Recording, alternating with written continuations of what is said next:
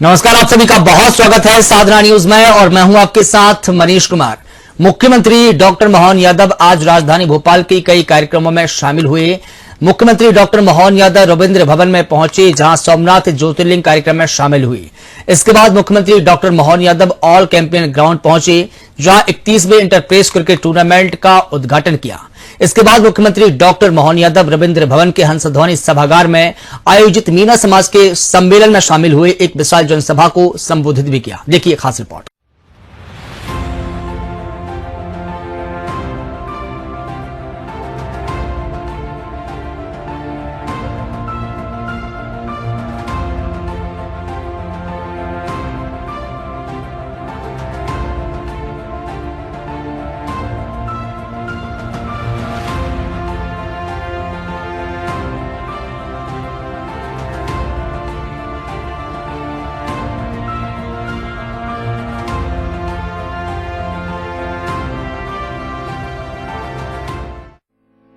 मुख्यमंत्री डॉक्टर मोहन यादव रविवार को भोपाल में स्थित रविंद्र भवन पहुंचे, जहां आयोजित कार्यक्रम सोमनाथ मंदिर का दर्शन 1000 साल बाद भोपाल में हिस्सा लिया।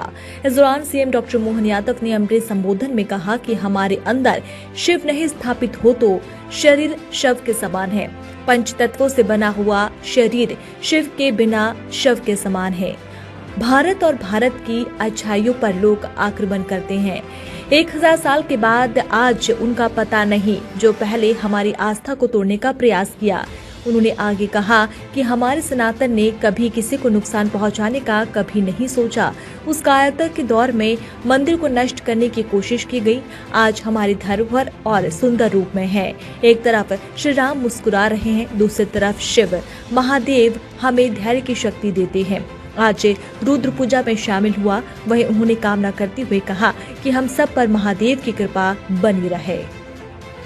तो आज जब हम सोमेश्वर महादेव के सानिध्य में रुद्र पूजा का आनंद लेने आए हैं,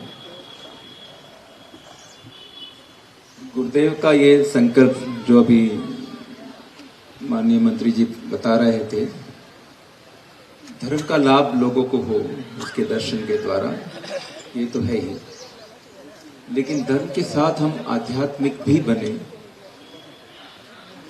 वो भी इस यात्रा का उद्देश्य है। क्योंकि शंकर या शिव आप चाहे कितनी ही बार शिवालय में उनकी पूजा कर ले, पर वो तृप्ति नहीं होती। क्यों? क्योंकि ये शंकराचार्य की भी भूमि है। उनके गुरुदेव उनको यहाँ मिले थे और जिन्होंने अद्वैत का ज्ञान दिया, और जो 4 पीठ हमारे बने जिससे आज भी भारत अखंड है। तो ये अद्वैत के ज्ञान से कहते कि चिदानंद रूप शिवोहम शिवोहम, जो चित स्वरूप है, जो आनंदमयी है, वही शिव है और वही हम सबकी चेतना में है। तो उस चेतना के अनुभव के लिए, उस आनंद के लिए हमें थोड़ा अंतर्मुखी होना पड़ता है। आप चाहे बाहर कितना ही उसका दर्शन करें, पर जब तक उस अनुभूति में आप नहीं आते तो नहीं जीवन में आनंद मिलता है। और शंकर यानी क्या? जो शुभ है, मंगल करते हैं, शिव है जो शांत है, तो ये सभी बातें हमारे जीवन में तब आती है जब हम उस चेतना के साथ एक रूप होना शुरू हो जाते हैं।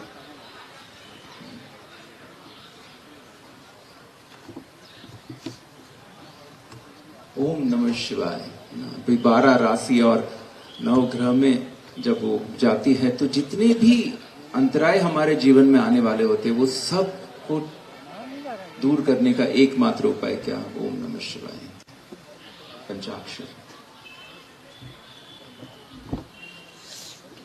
और आज हम जिस विशेष दिव्य ज्योतिर्लिंग के सामने हैं, जैसे इनके बताया कि भाई आप लोग सबने देखा होगा, उसका वीडियो देखा, बातें सुनी होगी कि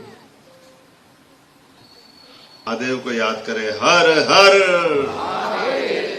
सोमनाथ महादेव की जय, महाकाल महाराज की जय। आज का दिन यद्यपि ये बात सही है कि तिथियों की दृष्टि से सोमनाथ के भगवान के धाम पर जिस प्रकार की घटना और जो अतीत का एक हमारा काला धब्बा है, उस धब्बे पे बात करने के पहले मैं प्रणाम करता हूँ उस सनातन चिरंतन शिव के साक्षात स्वरूप के अंश को, जिसके माध्यम से हमारा शरीर रोमांचित हो जाता है, आनंद से भर जाता है। परमात्मा सबको शिव के माध्यम से चेतना प्रदान करता है। वाकई ये अद्भुत अवसर है। मैं पुनः प्रणाम करता हूँ, अभिनंदन करता हूँ, आप सब देवी देवताओं को भी प्रणाम करता हूँ। हमारे शरीर के अंदर हम अपना जो शरीर लेकर के भी परमात्मा की दया से मृत्यु लोक में आते हैं, इस आने वाले शरीर के साथ अंतर चेतना, अर्थात अगर अंदर शिव विराजमान नहीं हो तो ये शिव हमको अपने आप में सौ के रूप में ही महसूस करता है, जिसको भगवान गीता में अपने क्षेत्र और क्षेत्रज्ञ की परिभाषा से समझाते हैं। पंच महातत्वों से बना हुआ, पंच महाभूतों से बना हुआ शरीर ये निर्जीव है, और शरीर अंदर से जो आत्मा का प्रकटीकरण होता है वो हमको शिवाय नमः विष्णुवे नमः की उस मूल धारा की तरफ ले जाता है, जो हमारी सनातन संस्कृति की गहराई से हमको परिचय कराती है। और ऐसे काल में पता नहीं, ये एक काल का प्रवाह भी है, कठिन दौर भी है, और आज का आनंद का विषय भी है। जब जब इस सृष्टि पे कई कई कारणों से विकृति आती है, तो विकृति से लोग निकल करके पता नहीं कहां से भारत और भारत की अच्छाइयों पे आक्रमण करते हुए अपने मन के विकार को निकालते हैं। और उन विकारों के निकालते निकालते हम सब देखते हैं कि कहाँ वो उनको लगता है कि वो जो चाह रहे हैं वो सब कर लेंगे, और आप 1000 साल के अंदर उनके हत्ते पते नहीं लग रहे, वो खुद ही घर में लड़ के मर रहे हैं, जिस भाव को लेकर दुनिया में वो अपना परचम फहराने की बात कर रहे थे।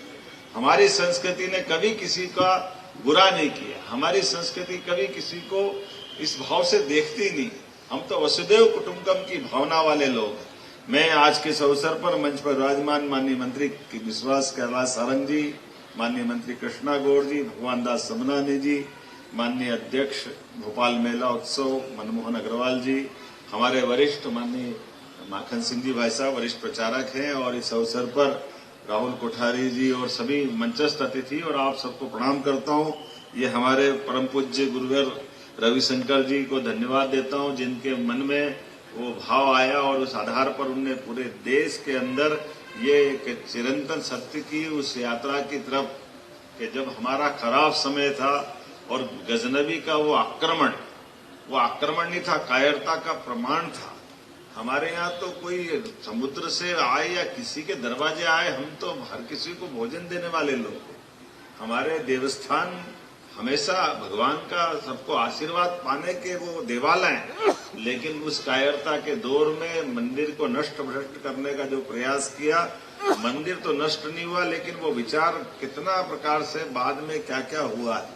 लेकिन आज वो वापस उसी स्थान पर यशस्वी प्रधानमंत्री के नेतृत्व में सोमनाथ का मंदिर 47 में सरदार वल्लभ भाई पटेल के आशीर्वाद के साथ वापस उस रूप में आया। और आज उसके 500 साल बाद जो भगवान श्री राम का मंदिर का धाम पे भी वही घटना हुई थी। आज भगवान राम भी मुस्कुरा रहा है और भगवान शिव भी सोमनाथ में मुस्कुरा रहा है। ये आनंद हमको आ रहा है, इसका एहसास हमको हो रहा है। और केवल यहाँ नहीं, यहाँ से बाबा महाकाल का महालोक या बाबा विश्वनाथ धाम का आनंद हो, और हमारी सनातन धर्म की संस्कृति की ध्वजा केवल देवालय से नहीं, देवालय के आशीष पाने वालों के माध्यम से कोविड के कठिन काल में भी ये जियो और जीने दो के भाव के आधार पर न केवल देशवासी सुरक्षित रहे, बल्कि 40 से ज्यादा देशों को जो दवाई देकर के भाव को माननीय प्रधानमंत्री जी के माध्यम से मूल हमारे उस जीवन के मूल तत्व को जो हमने सब में सर्वे भवन्तु सुखिनः सर्वे सन्तु निरामया का जो भाव लेके चलते हैं, सच में शिव की जितनी आराधना करो, जितने प्रकार से भजो, महादेव हमारी धैर्य की, परीक्षा की, संकल्प की, ऐसे कई प्रकार के शाश्वत एक अपनी अलग से हमको ताकत भी प्रदान करते हैं, एहसास भी करते हैं। और ये बात भी सही कि मृत्यु और जन्म के साथ हम तो वर्षगांठ मनाते हैं, वो वर्षगांठ ही गलत है। हमारी संस्कृति तो प्रत्येक श्वास के साथ हमारा जन्म होता है। एक दिन में 21,500 श्वास सहज रूप से हम सब लेते हैं। तो हर श्वास के साथ हमको जीवन मिलता है, हर श्वास के साथ मृत्यु मिलती है। और आरोह अवरोह के इस दौर में शिव हमको सदैव आगे बढ़ने का प्रेरणा देते हैं। मैं मध्य प्रदेश सरकार की ओर से आज के इस सुंदर आयोजन में हमारे उस प्रमाद की, उस समय के, उस भगवान के भाव के आधार पर मैं मान के चलता हूँ, ये भी देवी घटना है कि आज हमारे भी सोमनाथ पधारे और सोमनाथ हमारे 12 ज्योतिर्लिंग में से एक है। तो वो हमको एहसास भी कराते हैं। और ये परम पूज्य रविशंकर जी से मैं मिला था, उनके आश्रम में भी मिला था। ये भी श्वास की तो सुदर्शन क्रिया का आनंद देते हैं। सुदर्शन क्रिया के माध्यम से हमारे प्रत्येक क्षण का आनंद हम सच्चे अर्थ में अपने जीवन को सही साबित करने की दिशा में आगे बढ़े। मैं अपनी ओर से इस बहुत अच्छे मैं मान के चलता हूँ कि अभी इसको मैं शुभकामना भी दे सकता हूँ। मैं तो मेरे लिए आशीर्वाद मानता हूँ, भगवान ने आशीर्वाद दिया है कि आज सोमनाथ ज्योतिर्लिंग की रुद्र पूजा में मैं शामिल हुआ। भगवान हम पे सब पे कृपा करे, आशीर्वाद दे और हम सब सत्ता के माध्यम से जनता की सेवा करते रहे। यही आशीर्वाद मांगते मैं मेरी बात को विराम देता हूँ। एक बार फिर मेरे साथ बोलेंगे, सोमनाथ महादेव की।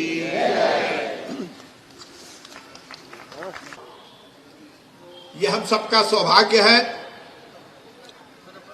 कि आज हम सब भोपाल वासियों को सोमनाथ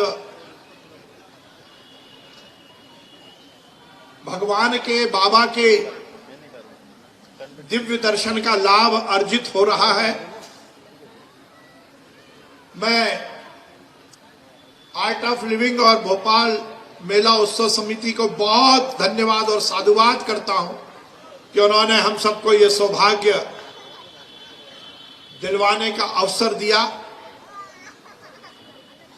श्री श्री महाराज जी, रविशंकर जी एक वो दिव्य संत हैं जिन्होंने सनातन के परचम को पूरी दुनिया में फहराने का काम किया है।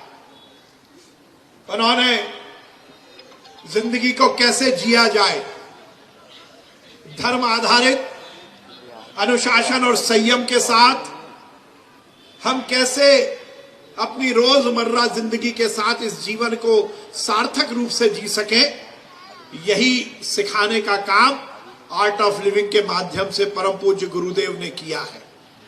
और कहा जाता है कि ऐसे संत बिरले ही होते हैं और उनकी दिव्यता भी इस बात से प्रमाणित होती है कि सैकड़ों वर्ष पूर्व जिस सोमनाथ शिवलिंग के अलग अलग हिस्से किसी को सौंपने का भगवान ने निश्चय किया तो वो श्री श्री रविशंकर जी को ही दिया। ये उनकी दिव्यता का प्रमाण है। पूरे देश में इन शिवलिंगों की यात्रा के माध्यम से लोगों को धर्म का लाभ मिल रहा है। आज भोपाल वासियों को ये दिव्य दर्शन का लाभ मिल रहा है। हम सब बहुत सौभाग्यशाली हैं और हम सब मिलकर इसी प्रण के साथ, इसी संकल्प के साथ आज के इस पुण्य दिन को व्यतीत करेंगे कि भगवान की शक्ति भी हमें मिले और उसके साथ साथ गुरु जी का जो संदेश है कि हम सब उस सद्बुद्धि के साथ अपने जीवन को जिए कि समाज, इस राष्ट्र के लिए हमें कुछ करना है। माननीय मुख्यमंत्री डॉक्टर मोहन यादव जी कुछ ही क्षणों में हमारे बीच में आने वाले हैं। उनके माध्यम से ये कार्यक्रम आगे और हम बढ़ाएंगे। मैं आप इसके बाद मुख्यमंत्री डॉक्टर मोहन यादव राजधानी भोपाल में 31वें IES Digiana enterprise cricket tournament के उद्घाटन समारोह में शामिल हुए। मुख्यमंत्री डॉक्टर मोहन यादव और खेल मंत्री विश्वास सारंग ने टूर्नामेंट का उद्घाटन किया। इस टूर्नामेंट में 33 टीमें भाग ले रही हैं। टूर्नामेंट हर साल की तरह T20 फॉर्मेट में खेला जाएगा। इसमें डिपार्टमेंटल और कॉर्पोरेट ग्रुप की टीमें भी भागीदारी कर रही है। रोजाना 2 मैच खेले जाएंगे। टूर्नामेंट ओल्ड कैंपेन मैदान पर खेला जाएगा। जिनकी कलम बाउंसर, शब्द गुगली और रिपोर्ट से 100 का हमारा लोकतंत्र में 4 चांद लगता है, वो पूरा पत्रकार समूह आज हमारे लिए खेल के इस मंच पर, खेल के मैदान पर अपनी व्यक्तिगत शारीरिक प्रतिभा का आनंद लेगा। वैसे मुझे इस बात की प्रसन्नता है कि हमारे मध्य प्रदेश के अंदर, खासकर भोपाल में, मजबूत पत्रकारों की धरती भोपाल रही है। इसलिए मैं सबका अभिनंदन भी करता हूं और बधाई भी देता हूं। हमारे यहाँ देश हित में पत्रकारिता को दिशा देने वाले स्वनाम धन्य बड़े बड़े पत्रकार, जिन्होंने मध्य प्रदेश की धरती से, भोपाल से, इंदौर से दिल्ली को गौरवान्वित किया, और माखनलाल चतुर्वेदी से लगा करके अतीत के कालक्रम में पत्रकार की लाइन में भारत रत्न स्वर्गीय अटल बिहारी वाजपेयी जी का भी नाम आता है। ग्वालियर की धरती के थे, जिन्होंने अपना एक अलग प्रकार का राष्ट्र धर्म, पांचजन्य, ये शुरुआत के वो सभी अलग अलग साहित्य की सेवा के मार्ग थे, जिन्होंने आज भी उस ऊंचाई को कायम रखा है। ऐसे में जब ये मैं यहाँ बात कर रहा हूँ आपके सामने, तो ये 3 दशक से इस ग्राउंड के ऊपर लगातार ये मैच के साथ आत्मीयता की भी वर्षा होती, और इसीलिए मैं अपने बहुत समय की संकट भी थी, मना भी कर रहा था, लेकिन डॉक्टर साहब, हमारे यादव जी, अग्रवाल जी, सब लोगों के साथ हमने तो इसलिए कहा कि भले 2 मिनट के लिए जाऊं, पिछली 2 साल से लगातार आ रहा हूं, तो मेरी भी हैट्रिक है, इसलिए मैंने कहा पूर्ण टूर्नामेंट का आयोजन किया। निश्चित रूप से खेल किसी भी व्यक्ति के जिंदगी का वो महत्वपूर्ण आयाम है जिसमें उम्र बहुत महत्वपूर्ण नहीं होती, बल्कि जज्बा महत्वपूर्ण होता है, और ये बहुत जरूरी है कि हर व्यक्ति खेल से जुड़ा रहे। और यदि हम रोजमर्रा की जिंदगी के साथ साथ खेल में भी अपने आप को जोड़कर रखते हैं। मुख्यमंत्री डॉक्टर मोहन यादव मीना समाज के सम्मेलन में भी शामिल हुए। इस दौरान सभा को संबोधित करते हुए सीएम डॉक्टर मोहन यादव ने कहा कि भगवान विष्णु के अवतारों में सबसे पहला अवतार भगवान मीनेश का है। भगवान ने सबसे पहले मीना समाज का चयन किया। मीना समाज मेहनत का समाज है। मीना समाज में निराशा का कोई स्थान नहीं है। सीएम ने सामाजिक कुरीतियों पर भी अपने विचार व्यक्त किए। सीएम ने कहा कि हम सभी को समाज की कुरीतियों से निकलकर अपने समाज को जागरूक करना चाहिए। 13वीं क्यों करना, जो चला गया उसके प्रति क्या अनावश्यक खर्च करना। मेरे माता पिता भी शरीर छोड़कर चले गए, लेकिन मैंने भी कोई दिखावा नहीं किया, सिर्फ ब्राह्मण भोज कराया।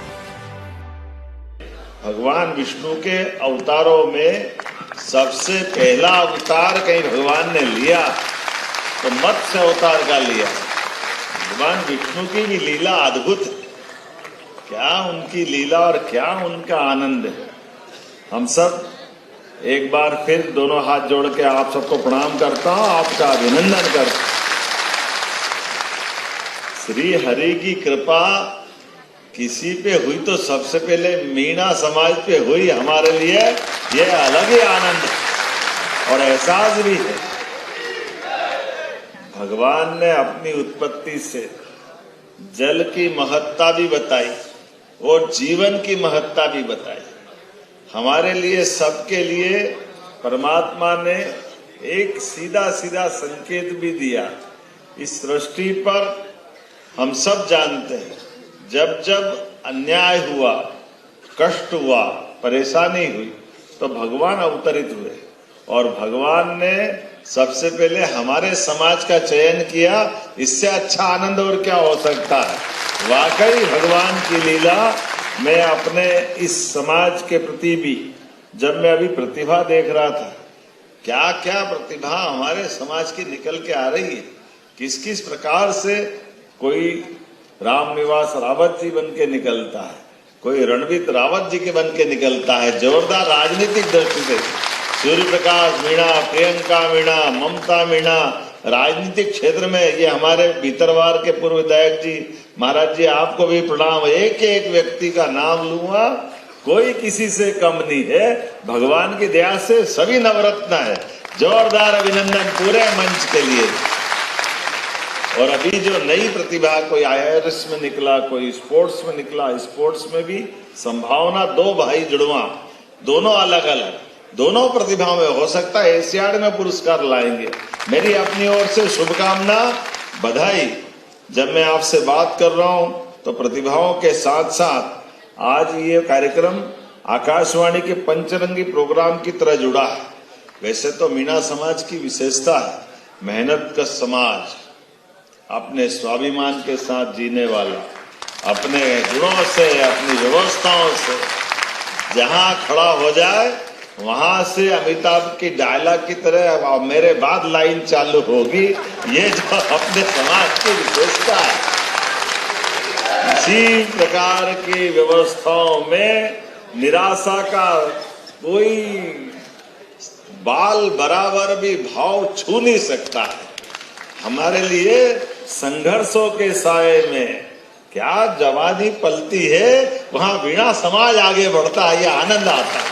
हर एक कष्ट में, हर एक परेशानी में मुस्कुरा के उससे मुकाबला करने की हिम्मत और हौसला और इस बात का जज्बा कि हम अपने हाथों से भगवान की दया से कष्ट में भी अपने जीवन से एक मंगल का नया रूप उदय कर सकते हैं। इसीलिए जो काम मिल जाए, जैसा काम मिल जाए, खूब आनंद के साथ करते हैं।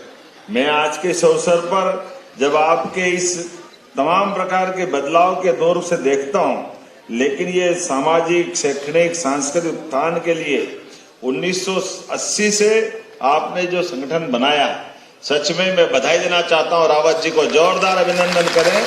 जहां आप अध्यक्ष की भूमिका निभा रहे हैं, सभी प्रकार के वर्ग के लिए जिस प्रकार से आपकी भूमिका है, और खास करके 25 वर्षों में 555 से ज्यादा प्रतिभाओं का यहाँ सम्मान भी हुआ। मैं मीणा समाज की इस उत्कृष्ट भावना के लिए, जहाँ शिक्षा, समाज सुधार, ऐसे कई प्रकार से, और खास करके मैं भी इस बात से सहमत हूँ, समाज की कुरीतियों से हमको अपने समाज को जागृत करना ही चाहिए। हम मेहनत से पैसा कमाते हैं, खेती से, अपनी अन्न से व्यवस्थाओं की खड़ी करते हैं, लेकिन बिना बात के ये मृत्यु भोज से और कई कारण से जो हमारे यहाँ से चले गए, उनके लिए अनावश्यक पैसा क्यों खर्चा करना। हमारे लिए वो श्रद्धेय जीवन भर रहने वाले, उनके आशीर्वाद से हमारी वंश परंपरा चलती है।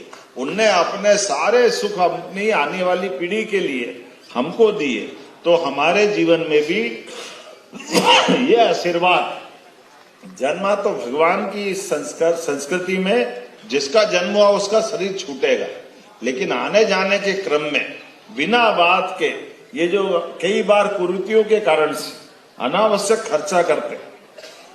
मैं भी इस पक्षधर में, मेरे माता पिता ने भी शरीर छोड़ा। हमारे यहाँ पे भी कोई बड़ा दिखावा नहीं करते। जो अपना जरूरी है ब्राह्मण भोज आवश्यक उतना कर लो, बाकी ये अनावश्यक खर्चा क्यों करना। इसी प्रकार से शादी ब्याह के लिए भी यही समाज का दृष्टिकोण होना चाहिए और वही रास्ता होना चाहिए। अनावश्यक क्यों दिखावा करना, कोई आवश्यकता नहीं। हमारा अपने बीच में से परिवार में बच्चा पढ़े बड़े, बेटी पढ़े बड़े, एक दूसरे के लिए उस धन का उपयोग अपनी नई पीढ़ी के लिए करना चाहिए। पूरे समाज के अच्छे कामों के लिए करो, खूब करो। आपके पास अच्छा पैसा तो अपने बच्चों को पढ़ाओ लिखाओ, और थोड़ा बहुत ज्यादा है तो और किसी समाज के लोगों को मौका दे दो। ये सब चीजों से तो समाज में हमारी सुसंस्कृति आती है। और सच्चे अर्थों में मैं भी इस बात में भाग्यशाली हूँ, अपने आप के इस प्रेरणा के साथ साथ अपने परिवार में भी मेरे बच्चा, बड़ा बच्चा, उसका विवाह मुख्यमंत्री बनने के बाद केवल 50 लोगों में विवाह करा। भाई कोई बात नहीं, अपने बच्चे का विवाह हो गया, ये जरूरी। अरे लाड़े को लाड़ी जरूरी है कि दिखावा जरूरी है? क्या होना चाहिए? दूल्हे को दुल्हनी तो चाहिए, और दुल्हन का आनंद हमारे साथ में, सबके साथ। इसलिए छोटा बेटा डॉक्टर था, सर्जन था, उसने, मैंने कहा कि बेटा देख, अपन तो इस फार्मूले वाले हैं। हमने कहा पापा आप जो को कर दो। हमने कहा तुम सर्जन हो, बेटी डॉक्टर ढूंढ ली, ये बात सही हो सकती, लेकिन सामाजिक विवाह में हर एक समाज के लोगों के साथ, और गरीब अमीर ऊंचा नीचा सब एक साथ शादी विवाह हो, इससे आनंद की क्या बात है। तो सामूहिक विवाह में विवाह करा करके ये जो आनंद आया है, ये चीजें तो इस बात के लिए प्रेरित करती है। हम भगवान कृष्ण की जय जयकार बोलते हैं। मेरे भी सिर पे मोर पंख लगाया। मैं धन्यवाद देना चाहता हूँ मीणा समाज को। भगवान कृष्ण के जीवन से सीखो। आप बताओ कितने प्रकार से उनने जीवन के सारी कठिनाइयों के बाद एक से बढ़कर एक कठिनाइयां भगवान के जीवन में आई, लेकिन हर कठिनाई में भी भगवान की मुस्कुराहट कम नहीं हुई, वो और मुस्कुराते गए। कालिया नाग से झगड़ा हुआ तो उसके फन पे मुस्कुराने वाले कोई हो सकते तो हमारे विष्णु भगवान के अवतारी तो हो सकते, और कौन हो सकता। यही तो हमारे जीवन की लीला है, ऐसे एक नहीं कई प्रकार से। लेकिन आज के इस अवसर पर आपने भी सामूहिक विवाह को प्रोत्साहन दिलाने का जो सिलसिला चालू किया, मैं आपको बधाई देना चाहता हूं। हमारी सरकार के बनने के बाद और माननीय प्रधानमंत्री के लिए जोरदार अभिनंदन श्रीमान नरेंद्र मोदी जी के लिए। ऐसे सारे उलझे सुलझे प्रश्नों के लिए माननीय मोदी जी की सरकार ने लगातार आगे बढ़ते हुए एक गरीब परिवार का बच्चा भी प्रधानमंत्री बन सकता है, ये मोदी जी के लिए जोरदार अभिनंदन करो। ये हमारे सबके लिए आदर्श। लोकतंत्र के अंदर सबको मौका मिले, और मौका मिले तो मौका सिद्ध भी करते हुए कितने प्रकार से बदलाव के, कितने प्रकार से माननीय मोदी जी काम कर रहे हैं, हमारे लिए प्रेरणा की बात है।